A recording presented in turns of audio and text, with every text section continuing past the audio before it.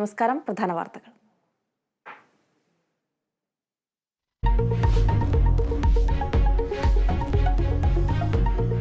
Kozhikode medical കോളേജിലെ യുവാവിന്റെ ശസ്ത്രക്രിയാ പിഴവിൽ കേസെടുത്തു. പൊട്ടലേറ്റ കൈക്ക് കമ്പി മാറ്റിയിട്ടെന്ന് സമ്മതിച്ച് ഡോക്ടർ.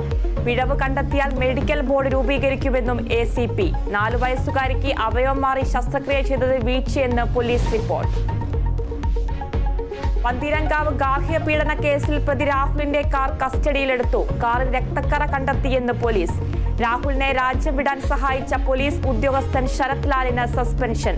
കൊലപാതക കുറ്റം ചുമത്താനുള്ള നീക്കം രാഹുലിനെ അറിയിച്ചത് ശരത് ലാൽ.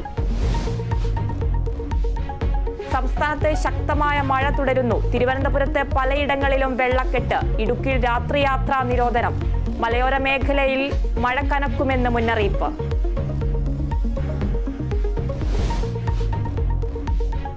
തീപിടുത്തം മൂലം എയർ ഇന്ത്യ എക്സ്പ്രസിൽ നിന്ന് തിരിച്ചിറക്കിയ യാത്രക്കാർ കൊച്ചിയിലെത്തി. പ്രത്യേക വിമാനം ഒരുക്കിയത് 10 മണിക്കൂർ നീണ്ട പ്രതിസന്ധിക്കൊടുവിൽ.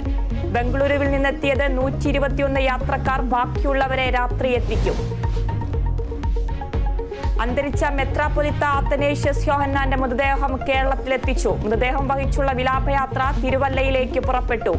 നാളെ മുതൽ സഭാ ആസ്ഥാനത്ത് പൊതുദർശനം. സംസ്കാരം മറ്റന്നാൾ.